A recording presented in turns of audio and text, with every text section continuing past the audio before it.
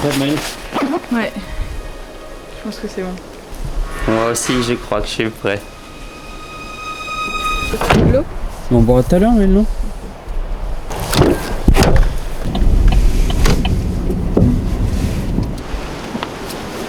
Et salut tout le monde, aujourd'hui c'est journée trail.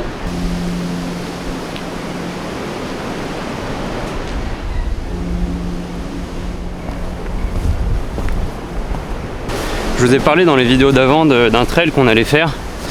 Et bah c'est aujourd'hui qui commence. Ce trail il fait 11 miles, donc je crois que c'est à peu près 17 km. Il fait que monter, descendre parce qu'on est sur la côte super escarpée là qui s'appelle la Napali Coast de Kauai. Il y a plusieurs rivières à traverser et évidemment quand on arrive aux 11 miles on campe là-bas. Donc on a pas mal d'affaires à porter aujourd'hui.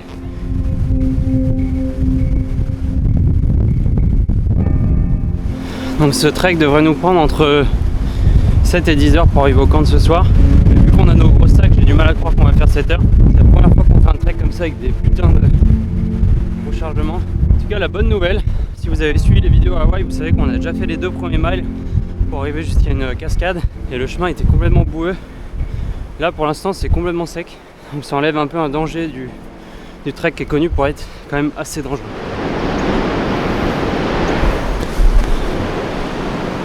Bon, ça fait 10 minutes qu'on a commencé mais il est déjà chaud. En gros on a commencé à 8 h. On a été un peu retardé à cause de travaux là sur le chemin. Mais du coup on espère arriver vers 16 h ce soir. Enfin on espère arriver avant que le soleil se couche quoi, histoire de faire le camp tranquille. Et de voir la vallée là-bas surtout. Et voilà la côte qu'on va hiker aujourd'hui sur 11 miles. Donc là vous comprenez pourquoi ça monte et ça descend.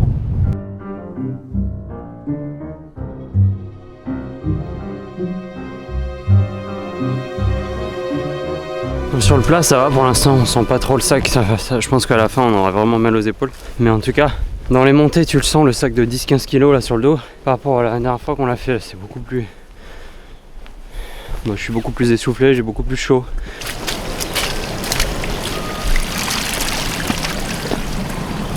Bon finalement c'est quand même un peu maudit.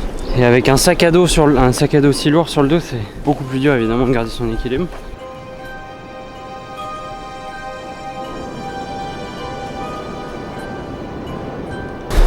Franchement, ces paysages, on s'y fait pas que c'est vraiment magnifique.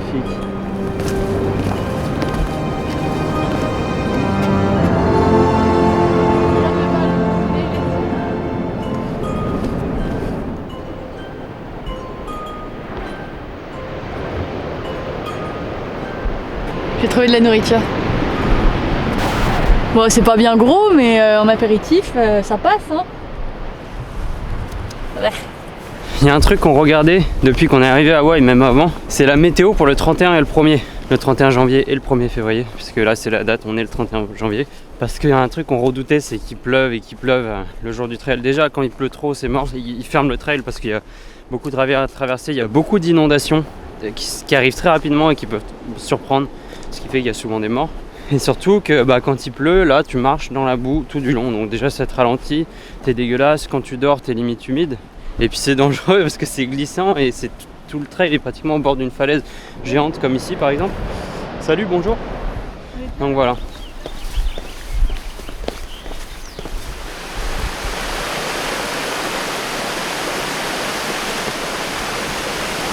On va voir Maurice. C'est un peu plus sec là-haut.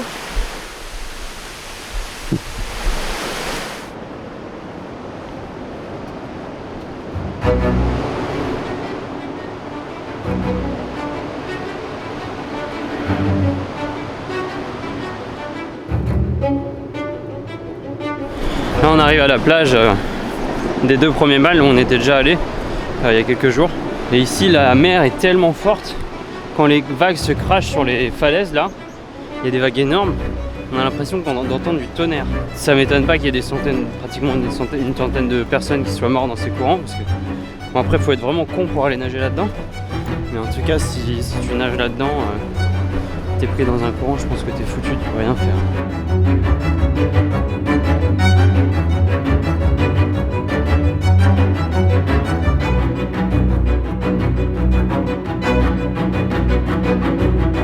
C'est quoi Maëlle? les chevilles branlantes. Bon alors on arrive aux premiers 2 miles. On était déjà venu ici. C'est aussi la première rivière qu'on traverse pendant le chemin. Je crois qu'il y en a 6 ou 7 en tout.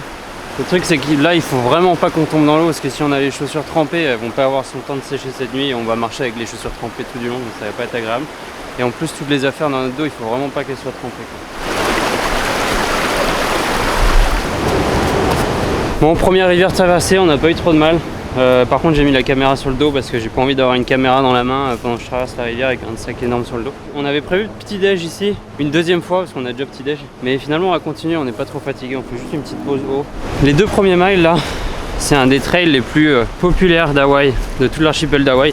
Avec celui qu'on a fait là sur l'autre île Oahu, le Diamond Head, qui surplombe Honolulu là. Parce qu'il n'est pas trop dur, pas trop long et puis il offre très vite une vue sur la Na Pali Coast. Par contre, la portion qu'on commence à partir de maintenant l'est beaucoup moins.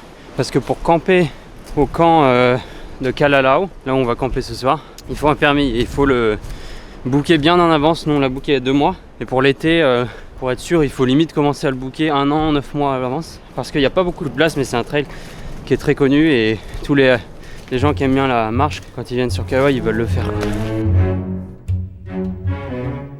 Il est 9h, ce qui veut dire qu'on a mis 1 heure pour faire les 2 premiers miles, ce qui veut dire qu'on a un bon rythme, ce qui veut dire que si on continuait comme ça sans faire de pause, on prendrait 6 heures à peu près.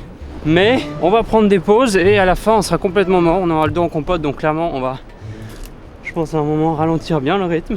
En tout cas c'est plutôt cool et motivant de savoir qu'on a bien marché au début. En fait la connerie dans ce trail, c'est que tu commences sur une plage, donc à 0 mètre d'altitude. Et le point d'arrivée c'est une plage, donc 0 mètre d'altitude. Mais entre les deux, vu que tu fais que monter et descendre, tu te prends 1500 mètres de dénivelé positif dans la gueule. Juste regarder la hauteur qu'on a pris depuis la petite plage là. En 20 minutes.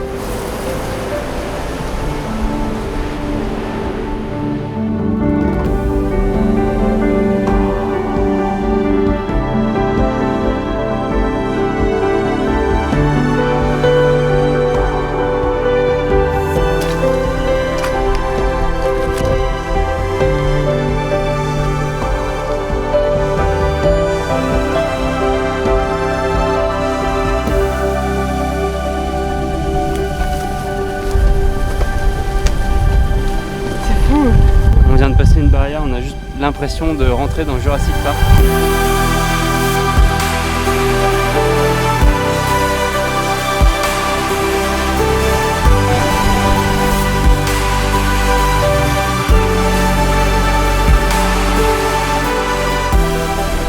Bon alors là je vous assure que si Maëlle est juste derrière le gros rocher là, je suis sûr que si elle me voyait faire ça, elle m'engueulerait tellement.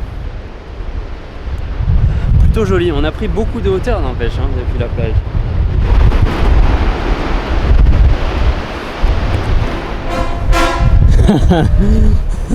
Merde, grillé.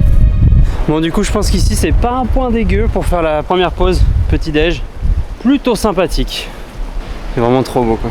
Et du coup le trail en fait consiste à passer plusieurs montagnes comme celle-là, arriver dans plusieurs vallées et traverser plusieurs vallées comme celle-là pour arriver enfin à la vallée de Kalalau. On va dormir ce soir.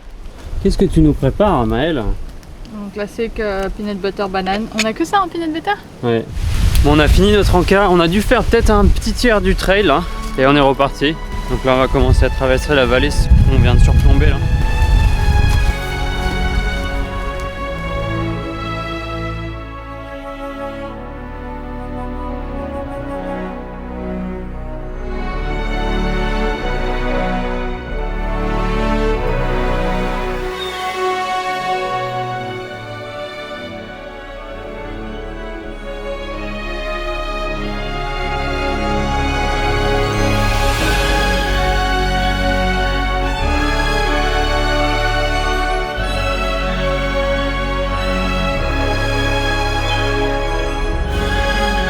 On arrive sur une nouvelle vallée là, on vient de passer une montagne.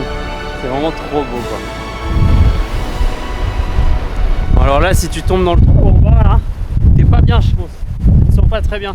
Mais il y a des gens qui le font à la nage, mais c'est des ouf.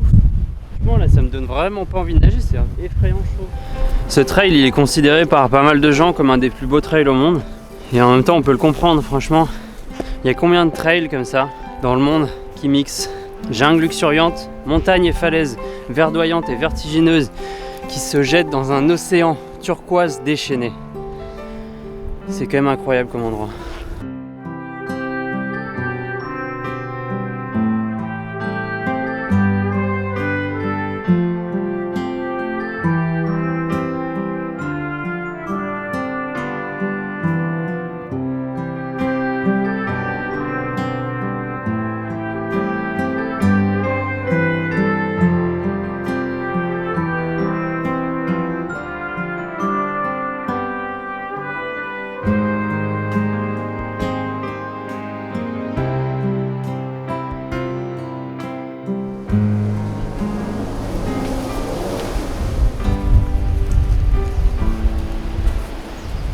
Bon là on arrive dans la vallée d'Anacoa. C'est une vallée où il y a déjà un premier camp, c'est la vallée le camp au 6 miles. Où nous on va pas dormir, on va aller directement jusqu'au bout. Il y a des gens qui s'arrêtent là des fois qui font un mi-chemin. On va faire une petite pause de 10 minutes là, histoire de détendre un peu les épaules et de profiter de la vue. Là il y a une énorme et une deuxième cascade là qu'on voit, la mer, les montagnes, c'est juste vraiment trop beau quoi. Et c'est la fin de cet épisode, merci à tous d'avoir regardé cette vidéo, j'espère que vous l'avez apprécié, si c'est le cas n'hésitez pas à mettre un petit like. J'ai décidé de l'arrêter ici sinon ça aurait duré vraiment trop longtemps. Comme vous avez pu le remarquer, j'ai utilisé des musiques assez différentes de d'habitude, je trouvais que ça faisait mieux ressortir l'ambiance du trek, alors n'hésitez pas à me dire ce que vous en pensez dans les commentaires. Au passage, pour ceux qui ne le savent pas, j'ai un compte Instagram sur lequel je poste très régulièrement, je vais bientôt y passer la barre des 3000 followers, alors si vous voulez m'aider à la passer, le lien est dans la description. En attendant, je vous donne rendez-vous très vite pour la suite, ce week-end normalement, où on va attaquer la portion la plus dangereuse du trek pour enfin arriver au camp. Allez, salut!